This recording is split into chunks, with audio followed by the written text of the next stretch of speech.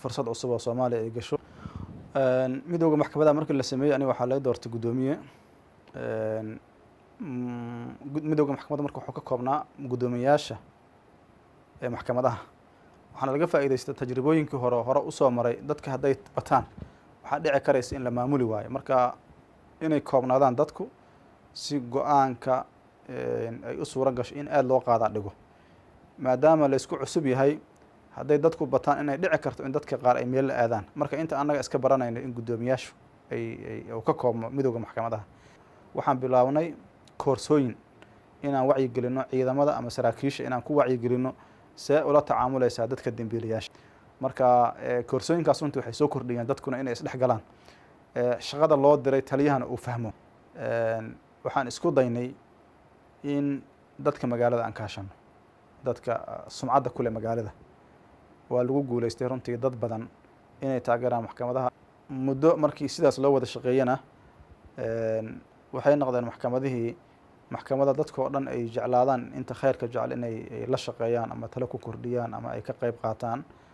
طبعا caqabaad fara badan waa iska jireen oo magaalada waa la socoteen hogaamiye kooxoodyo xoogan aa joogay. laakiin siyaasadda aan qaadanna waxay ahaaday in si taxadir leh loola tacaamulo oo aan isku dhacawsan imaanin meelaha ay joogaan inaan ciidan loo dirin.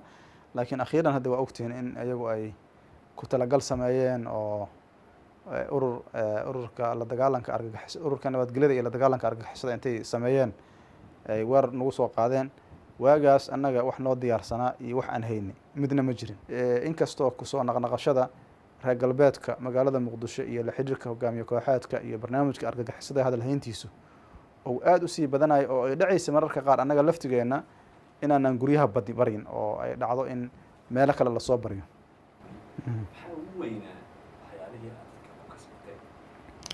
waxaan isleeyahay waxaa ugu weynaa marka ugu horeysa dadku marka ugu horeysa waxay waayeen amniga waa la soo celiyey. labo waxaa la waayay cadaaladdan waa la soo celiyey. saddex dadku waxay weysnaayeen dareen mideeya.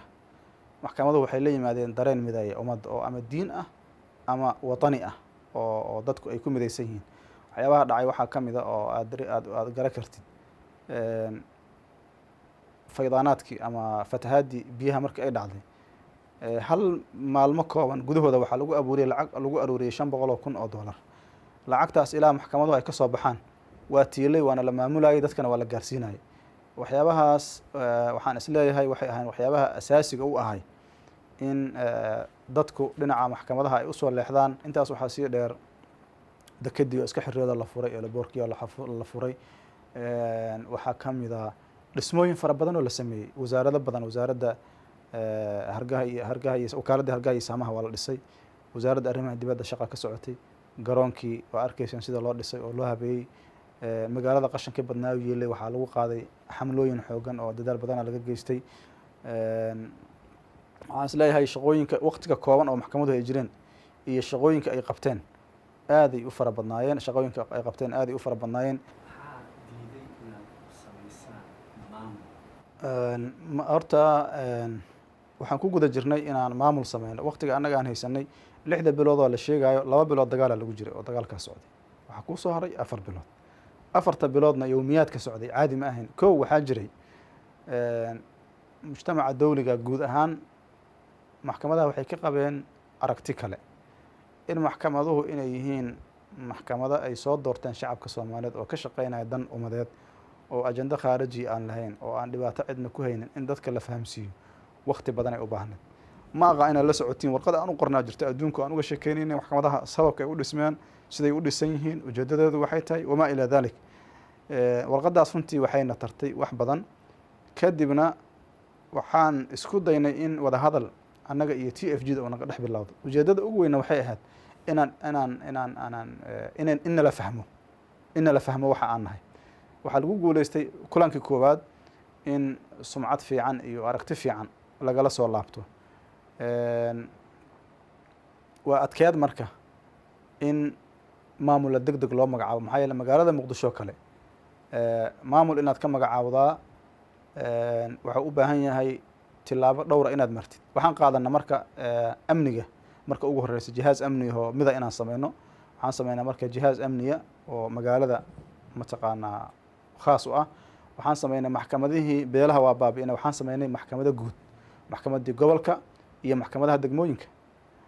waxaan ku tala jirnay marka intaas ay shaqeeyaan in la magacaabo guddoomiyihii gobolka, gobolka shabeellada hoose, gobolka shabeellada dhexe iyo labada jubbana maamulaa loo sameeyay. inaan la socotiina umaleynaa. marka processka maamul sameyntu waa socday, laakiin hadda soomaalidu waxay jecel yihiin mar walba in wax la dedejiyo. ma aqaano haddii aan samayn lahayn magaalada muqdisho maamulkeeda oo khalal uu ka imaan lahay, inna la eedi lahay na la ilahay waa degdegteen, ma aqaano. laakiin annaga waxaa noo muuqanaya magaalada muqdisho maamul in loo sameeyo inay u baahan tahay in xoogaa ayar loo tillaabsado oo wax badan laga hormariyo. maxkamadihii islaamiga Soomaaliyeed waa burburay. sababna waxa uu ahaa soo gelitaanka ciidamada gumaysi. oo taas waan arag. ma la is oran karaa maxkamadaha islaamiga laftooda sabab bay u ahaayeen burburkaas? ugu horeyntii shaki kuma jiro dowrka ugu weyn soo gelitaanka Etoobiyaanka inay leeyihiin, dowrka ugu weyn TFG-du inay lahaayeen, in wax badan oo dhibahoo dhacay in laga baaqsan karay oo dhinaca maxkamadaha bisayl iyo dareen noocaas oo jiray. ma aqaan sidaa ogtihiin wadahadallada khurduum dadka u sacyinayay oo u socda annagay ahaayeen. waxaa jirtay fadhi ay ka maqnaadeen, TFG-du ay ka maqnaadeen inay yimaadaan. taas waxay calaamo u ahayd in maxay ahaato maxkamaduhuna ay diyaar yihiin, TFG-duna aysan ogolayn. runtii waxyaaba aan isleenahay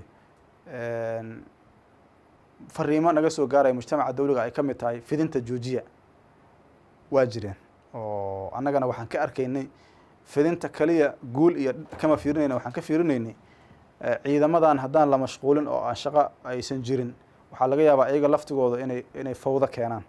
nuqdada labaadna waxay ahaaday dadkii oo u baahan nabad in la gaarsiiyo, in aan gaarsii weyno aan iska fadhiisano iyadana in oo mas-uuliyadda inay ka dhalan karto. taas waxaan isleeyahay dareen waxay bixisay maxkamaduhu inay baawar aada u xoog badanna ay yihiin, laga maarmaanna ay tahay in la farageliyo. taasma waxaa kusii darsanaysaa wadahadalladii khurduum ugu dambeeyey. sida aan la soconno go-aanku wuxuu ahaa in hab military wax lagu xaliyo oo maxkamadaha wadahadal dambe aan lala gelin. Ethiopia waxaan aaminsannahay ciidankeedu maxkamadahu intaysan soo ifbixin ka hor inay diyaar ahaayeen, oo samaynta Cabdullaahi Yuusuf dowladdiisa iyo soo gelitaanka Etoobiyaanku laba isku lifaaqan inay ahaayeen. in Cabdullaahi Yuusuf meesha la keeno, ciidamada Etoobiyana ay soo galaan shay hore u jira u ahay. laakiin haddana fursad waxay ka dhigteen labaduba soo bixiddii maxkamadaha islaamiga ah. waagii aan la dagaalamaynay maxay ahayd nimanka la yidhaha hogaamiye kooxeedyada, waxaa naloo soo xaqiijiyey Etoobiyaanku inay aada u danaynayeen in aan ka xoog roonaano hogaamiye kooxeedka si ay u helaan mubarir ay ku soo galaan. waxyaabaha ugu muhiimsan oo markaa annaga mataqaanaa na hortaagnay ama aan isleenahay khalal waa ka jiray dhinaceenna waxaa ka mid ah dadka wada shaqaynaya dad hore isu yaqiin ma ahayn. sida aad la socotiin dadka waa inay soo wada shaqeeyaan.